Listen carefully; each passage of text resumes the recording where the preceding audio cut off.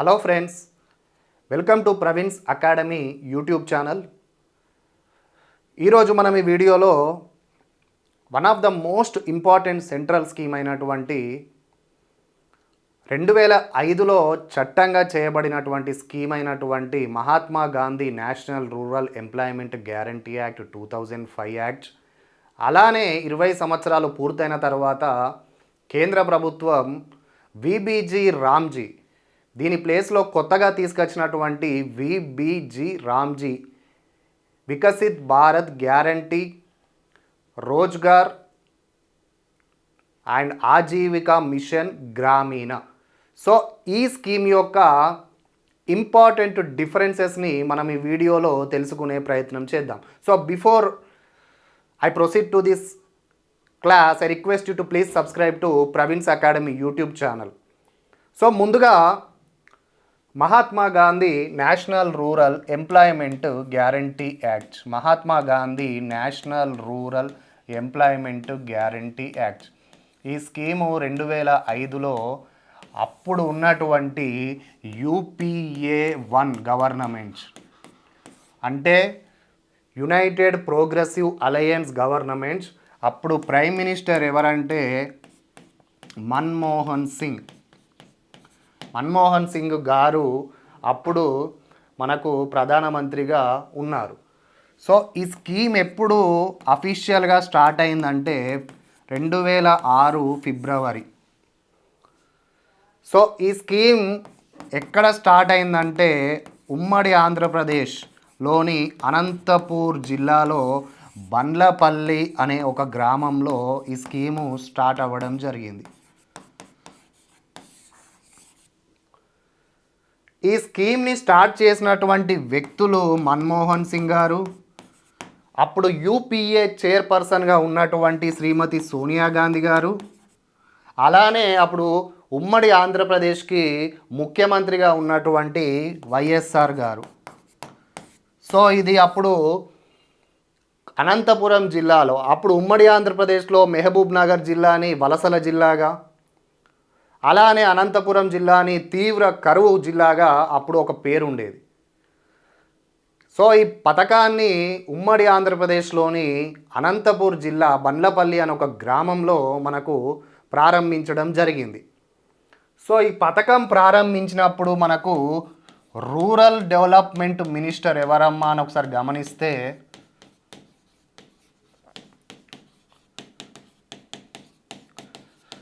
Raghuvanshi Prasad Singh.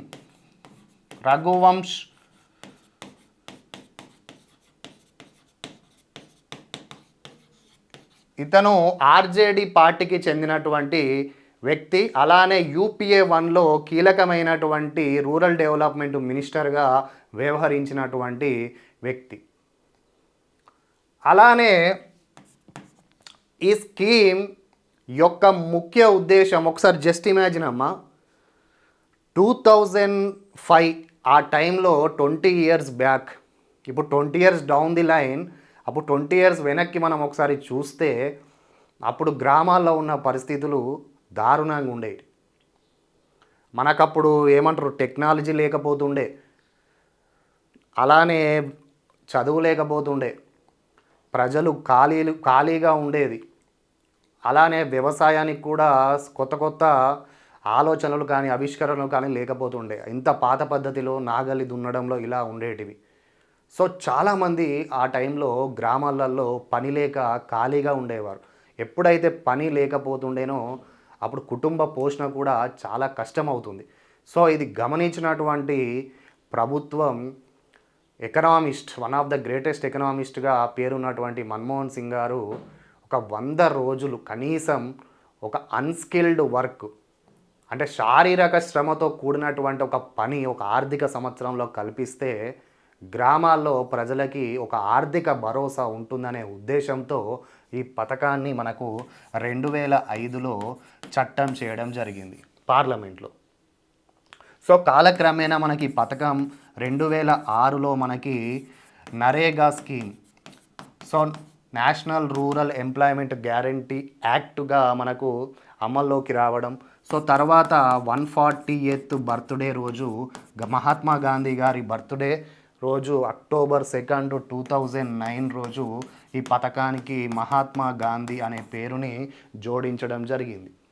So అప్పటి నుండి ఈ పథకాన్ని Mahatma Gandhi national rural employment guarantee act కింద మనం చెప్పడం జరుగుతుంది. So this is the brief history of Mahatma Gandhi National Rural Employment Guarantee Act, which is one of the historical and game-changing scheme. So ఈ పథకం ప్రతి పథకంలో ఉన్నట్టు ఈ పథకంలో ప్రోస్ ఉంటాయి, కాన్స్ ఉంటాయి. సో కేంద్ర ప్రభుత్వం 2014లో మనకు అధికారంలోకి వచ్చినటువంటి ఎన్డీఏ ప్రభుత్వం నరేంద్ర మోడీ గారి ఆధ్వర్యంలో 20 సంవత్సరాలు పూర్తయిన తర్వాత ఈ పథకానికి కొత్తగా విబిజి రామ్జీ అని పేరు పెట్టడం జరిగింది. 2025లో మనకు డిసెంబర్లో ఈ పథకం పార్లమెంటు ఆమోదించబడింది.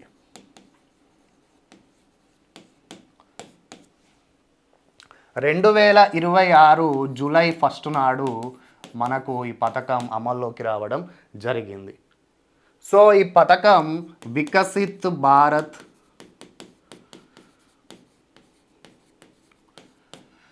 Guarantee for Rozgar and Ajeevika mission అంటే livelihood Gramin. So this is the full form of VBG Ramji. ఇది అమల్లోకి రావడం జరిగింది. సో దీనికి ఎలా అయితే అప్పుడు రూరల్ డెవలప్మెంట్ మినిస్టర్ అయినటువంటి రఘువంశ్ ప్రసాద్ సింగ్ ఆధ్వర్యంలో జరిగినటువంటి పథకం, దీనికి సపరేట్గా సెంట్రల్ రోజ్గార్ గ్యారంటీ కౌన్సిల్గా ఉండి దీని పర్యవేక్షణలో ఈ పథకాన్ని మనకు ప్రభుత్వం కొనసాగిస్తుంది.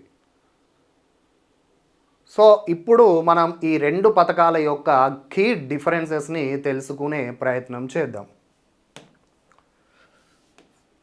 Mahatma Gandhi national rural employment guarantee act VBG Ramji.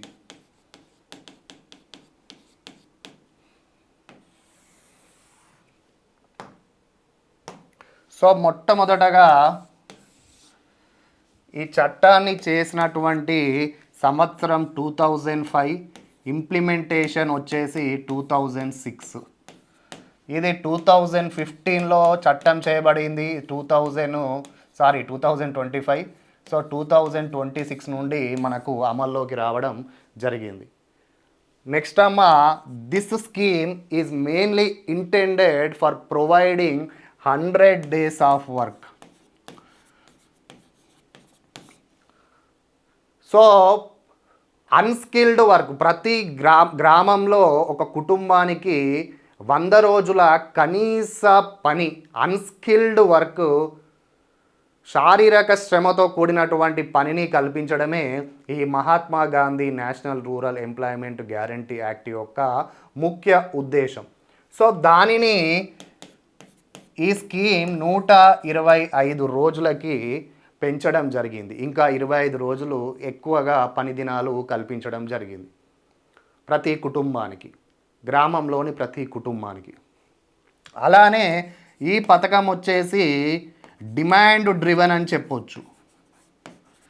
This scheme is a demand driven scheme and whereas this scheme is a supply driven scheme.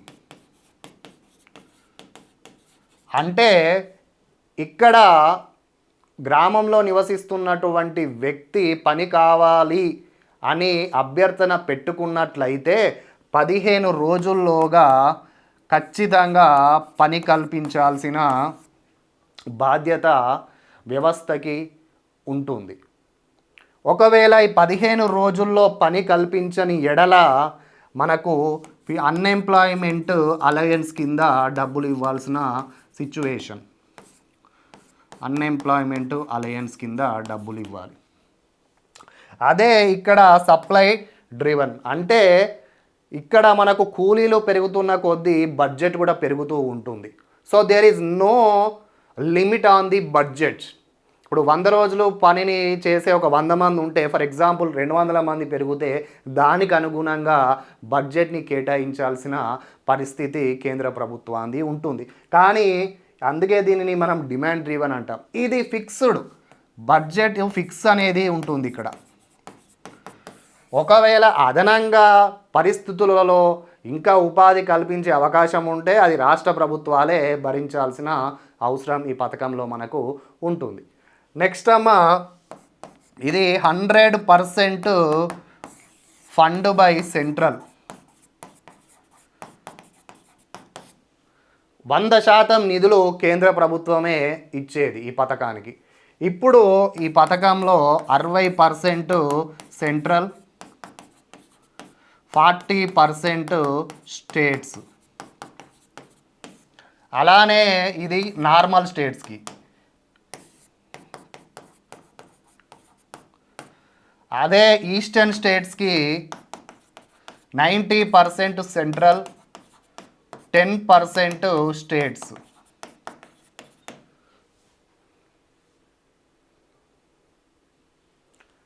So ఇక్కడ మనం ఒకసారి గమనిస్తే దీంట్లో ఉన్న ఒక నెగిటివ్ ఆస్పెక్ట్ ఏంటంటే ఇది రాష్ట్ర ప్రభుత్వాల మీద అదనపు భారాన్ని మోపే అవకాశం ఉంటుంది. ఎందుకంటే ఇంతకుముందు 100% నిధులు కేంద్ర ప్రభుత్వమే భరించేది. ఇప్పుడు 40% రాష్ట్ర ప్రభుత్వాలు భరించాల్సిన అవసరం ఉంటుంది. అలానే ఇందులో ఇంకొక ముఖ్యమైన విషయం ఏంటంటే budget cap is limited. 95,000 crores అని కేంద్ర ప్రభుత్వం డిసైడ్ చేసింది. It is fixed. దీనికి అలా ఉండదు. డిపెండింగ్ ఆన్ ది డిమాండ్ ఆ బడ్జెట్ ఎంతైనా పెరగవచ్చు. ఇక్కడ ఇంకొక విషయం ఏంటంటే ఇక్కడ పేమెంట్ అనేది మనకు కొంచెం ఆలస్యం అయ్యే పరిస్థితులు ఉంటాయి. అప్పుడప్పుడు సానుకూలంగా టైంకి జరిగేటి, తర్వాత కాలక్రమేణా చాలా వరకు పెండింగ్లో ఉండేటి. కానీ ఇప్పుడు ఈ స్కీమ్లో మనకు మెన్షన్ చేసినటువంటి అంశం ఏంటంటే 7 days లోపట మనకు నిధులు చెల్లించాలి, లేదా గరిష్ట కాలం 15 days లోపట మనకు ఖచ్చితంగా పనిచేసినటువంటి వ్యక్తికి ఇవ్వాల్సిన అవసరం ఉంటుంది. అలానే ఇంకొక 6th డిఫరెన్స్ ఏంటమ్మా అని గమనిస్తే ఇది ఒక ఆర్థిక సంవత్సరంలో 100 రోజుల పని. మనకు జనరల్గా ఇండియాలో మనకు ఆర్థిక సంవత్సరం ఏప్రిల్ 1 నుండి మార్చ్ 31 వరకు మనము ఫినాన్షియల్ ఇయర్ అంటాం. ఇందులో మనకు 100 days వర్క్ ఏ టైంలో అయినా ఇవ్వాల్సిన బాధ్యత. అంటే ఇక్కడ రైతులు కీలకమైన టైంలో బిజీగా ఉండే టైంలో లైక్ నాట్లు వేసే టైంలో, కోతలు వేసే టైంలో కూడా పనులు కల్పించే అవకాశం ఉండేది. దీనివల్ల రైతులకి కూలీల కొరత ఏర్పడి రైతులకి వ్యవసాయానికి ఇబ్బందులు పడే సిచ్యువేషన్స్ కూడా చాలా జరిగాయి. సో ఇక్కడ ఏంటంటే ఒక 60 days మనకు ఈ దృష్టిలో పెట్టుకొని 60 days వరకు పని విరామం కల్పించడం జరిగింది. అంటే ఈ 60 days తీసిపోను 305 రోజుల్లోనే మనకు 125 రోజుల పని కల్పించాల్సిన బాధ్యత ప్రభుత్వాలకు ఉంటుంది. ఈ 60 రోజుల వ్యవధిలో ఒకవేళ నాట్లు వేసే సమయంలో రైతులకు ఇబ్బంది ఉండకుండా కూలీల కొరత ఉండదు. అలానే కోతలు కోసే సమయంలో రైతులకు కూడా ఎటువంటి ఇబ్బంది ఉండదు. సో ఇలా ఈ ప్రొవిజన్ని మనకు ఏర్పాటు చేయడం జరిగింది. సో జనరల్గా ఇక్కడ జరిగే పనులు ఎటువంటి అని ఒకసారి మనం గమనిస్తే ఇందులో గుంతలు తీయడం, చెరువులో పూడికలు తీయడం, మన Mahatma Gandhi national rural employment guarantee యాక్ట్లో చిన్న రోడ్లు వేయడం, చెక్ డ్యామ్స్ కన్స్ట్రక్షన్ చేయడం, కలుపు మొక్కలు పీకడం, ఇలాంటివి స్కీమ్స్ ఉండేటివి. సో ఇందులో చాలా వరకు ఎక్కువగా గ్రామీణ అభివృద్ధికి పనికొచ్చే పనులు మనకు కనిపించడం లేదు. సుస్థిర అభివృద్ధి కోసం ఇది సాగట్లేదు. ఎన్విరాన్మెంట్ని కాపాడే ప్రయోజనాలు చేసినప్పటికీ సమర్థవంతంగా అమలు అవ్వట్లేదని దీని యొక్క నెగిటివ్ ఆస్పెక్ట్స్ని మనకు కేంద్ర ప్రభుత్వం చెప్పడం జరిగింది. సో ఇవన్నీ మార్చే క్రమంలో దీంట్లో కీలకంగా మనకు వికసిత్ భారత్ 2047 దీన్ని దృష్టిలో పెట్టుకొని కొన్ని ఇంపార్టెంట్ ఆస్పెక్ట్స్ని 4 ఇంపార్టెంట్ ఆస్పెక్ట్స్కి ఇంపార్టెన్స్ ఇచ్చి ముఖ్యంగా గ్రామాల్లో ఆస్తులను క్రియేట్ చేయడం, మౌలిక వసతులను పెంపొందించడం, అలానే ప్రణాళికబద్ధంగా ఒక ప్లాన్డ్ ప్రకారం వికసిత్ భారత్ దూరదృష్టితో సస్టైనబుల్ డెవలప్మెంట్ కింద మనకు మార్చడం అనేది పథకం యొక్క ముఖ్య ఉద్దేశం కింద కేంద్ర ప్రభుత్వం మనకు చెప్తున్నది. ఫర్ ఎగ్జాంపుల్ ఇప్పుడు ఏమంటారు, మౌలిక వసతులు ఇప్పుడు కార్బన్ ఉద్గారాలు తగ్గించడం, ఎన్విరాన్మెంట్ ప్రొటెక్షన్ చేయడం, లేకపోతే కొంచెం అసెట్స్ క్రియేట్ చేయడం. ఫర్ ఎగ్జాంపుల్ విలేజెస్లో tanks are the biggest assets for the economy అని చెప్పొచ్చు. ఒకవేళ విలేజ్లో చెరువు బాగుంటే ఎంతోమంది బాగుంటారు, రైతులు బాగుంటారు, అలానే బట్టలు ఉతికేవారు బాగుంటారు, అలానే చేపలు పెంపకం ద్వారా కొందరు బాగుంటారు, అలానే పశువులకు నీరు, ఇలా ఎన్నో రకాలుగా మనకు ఒక ఊర్లో చెరువు అనేది ఒక కీలకమైన ఆస్తి కింద మనం చెప్పవచ్చు. సో ఇలా అదొక అసెటే కదా. లేకపోతే రోడ్లు, ఇన్ఫ్రాస్ట్రక్చర్, ఇవన్నీ ఆస్తులు, మౌలిక వసతులు ఒక ప్రణాళికబద్ధంగా వికసిత్ భారత్ 2047లో భాగంగా ఇవన్నీ చేయడమే ఈ పథకం యొక్క ముఖ్య ఉద్దేశం అని కూడా చెప్పొచ్చు. సో బడ్జెట్ని దృష్టిలో పెట్టుకొని, అలానే పనులను దృష్టిలో పెట్టుకొని ఒక ప్రణాళికబద్ధంగా మనకు చెప్పే స్కీమే విబీజీ రామ్జీ స్కీమ్ అని మనం చెప్పడం జరుగుతుంది. సో ఒకసారి మనం గమనిస్తే ఆర్టికల్ 41 నిన్న డైరెక్టివ్ ప్రిన్సిపల్స్ ఆఫ్ స్టేట్ పాలసీలో భాగంగా రైట్ టు వర్క్ అనేది ఒకటి మనం చెప్పడం జరిగింది. ఆ రైట్ టు వర్క్లో భాగంగా ఇది రైట్ టు వర్కే కదా. గ్రామీణ ప్రాంతాల్లో మనం ఒకసారి గమనిస్తే అన్స్కిల్డ్ వర్క్ అయినప్పటికీ ప్రతి కుటుంబానికి 100 రోజుల పని, ఇప్పుడు 125 పనుల పని కల్పించడం అయితే ఒక వర్కే కదా, రైట్ టు వర్క్ కిందికి అని చెప్పొచ్చు కదా. అలానే గ్రామ సభలు ఇక్కడ 6 monthsకి ఒకసారి సోషల్ ఆడిట్ చేయడం జరుగుతుంది. ఇది ఇంతకుముందు మనకి ఉన్న ప్రాసెస్. ఇది ఇప్పుడు ఉన్నటువంటి టెక్నాలజీని దృష్టిలో పెట్టుకొని ఆర్టిఫిషియల్ ఇంటెలిజెన్స్ డ్రివెన్ ద్వారా, అలానే నకిలీ కార్డ్స్, ఫ్రాడ్ కార్డ్స్ ఉన్నటువంటి వాటిని ఏరివేయడం, ఇలానే నెక్స్ట్ ఉన్నటువంటి టెక్నాలజీని వాడుకొని అటెండెన్స్ తీసుకోవడం, ఇవన్నీ మనకి జరుగుతుంది. సో మనకు జనరల్గా గ్రామ పంచాయతీ మనకు కార్డ్స్ ఇచ్చేది, ఎంప్లాయ్మెంట్ కార్డ్స్. సేమ్ ఇక్కడ కూడా గ్రామ పంచాయతీ ఆ పేరును కొత్త పేరుతో మనకు కార్డ్స్ ఇవ్వడం కూడా జరుగుతుంది. గ్రామీణ యోజ్గార్ కార్డ్స్ ఆర్ సంథింగ్ ఇలా. సో ప్రతి గ్రామ సభకున్న ఇంపార్టెన్స్ ఎందులో కూడా తొలగించలేదు. సో రెండిటికి అలానే ఇంపార్టెన్స్ ఉంది.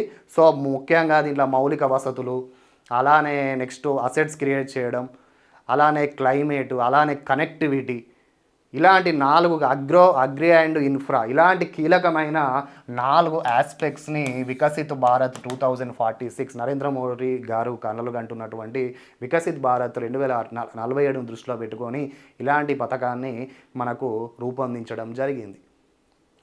So simple, demand driven, supply driven. So ఇలా మనకు ఈ 2 పథకాలు, అప్పుడు ఉన్నటువంటి Mahatma Gandhi national rural employment అయితేనేమి, ఇప్పుడు దాని స్థానంలో వచ్చినటువంటి విబీజీ రామ్జీ పథకం అయితేనేమి, ఇవి 2 రూరల్ ఏరియాస్లో మనకి ప్రజలకి అన్స్కిల్డ్ వర్క్ ఇవ్వడంలో కీలక పాత్ర పోషిస్తున్నాయి. ఎందుకంటే ఆర్థికంగా ఒక భరోసా అని కూడా మనం చెప్పొచ్చు. దాంట్లో ఉండే ప్రోస్ దాంట్లో ఉన్నాయి, దీంట్లో ఉండే ప్రోస్ దీంట్లో ఉన్నాయి, దాంట్లో ఉండే కాన్స్ దాంట్లో ఉన్నాయి, దీంట్లో ఉండే కాన్స్ దీంట్లోనే కూడా ఉన్నాయి. ఫర్ ఎగ్జాంపుల్ దీంట్లో కూడా కొందరు రాష్ట్ర ప్రభుత్వాల మీద అదనపు భారం పడుతుంది అని, లైక్ తమిళనాడు కానీ కేరళ కానీ ప్రభుత్వాలు బహిరంగంగానే చెప్పడం జరుగుతుంది. ఇప్పటికే ఆర్థికంగా కొట్టుమిట్టాడుతున్న రాష్ట్రాలు మళ్ళీ 40% మేము భరించాలంటే అది మాకు తలకు మాసిన భారం అవుతుందని కూడా వీళ్ళు చెప్పడం జరుగుతుంది. సో ఇంతకుముందు ఇందులో మనకు హయ్యెస్ట్ పేమెంట్ ఎక్కడ వచ్చేదంటే మహాత్మా గాంధీ నేషనల్ రూరల్ ఎంప్లాయ్మెంట్లో ఏ స్టేట్ అంటే హర్యానా. ఫర్ ఎగ్జాంపుల్ సిక్కింలో కూడా మనకు 2 జిల్లాలు 450 రూపాయలు ఇచ్చిన సందర్భం కూడా ఉంది, కానీ అది డిస్ట్రిక్ట్స్ వైజే. కానీ స్టేట్స్ వైజ్గా చూస్తే మనకు హర్యానా హయ్యెస్ట్ పేమెంట్ అని కూడా చెప్పొచ్చు. ఇందులో కూడా హయ్యెస్ట్ వచ్చేసి హర్యానానే. సో సో తెలుగు రాష్ట్రాలు ఏపీ 312 రూపాయలు అనుకుంటా, ఇది 308. సో ఇక్కడ కనీసం 300 రూపాయలు ఇవ్వాలి అని ఒక ఫ్యాక్టర్ని కూడా మెన్షన్ చేయడం జరిగింది. So these are the basic differences between Mahatma Gandhi national rural employment act and VBG Ramji act. So ఇది 2025లో చట్టం చేయబడింది, ఇది 2005లో చట్టం చేయబడింది. సో ఇది కాంపిటేటివ్ ఎగ్జామినేషన్స్ పాయింట్ ఆఫ్ వ్యూలో రాబోయే కాంపిటేటివ్ పరీక్షలో బహుశా ఖచ్చితంగా దీని గురించి ఒక ప్రశ్న ఉండే అవకాశం కూడా మనకు ఉంటుంది. So thank you friends for watching. I request you to please subscribe to Praveens Academy for further videos.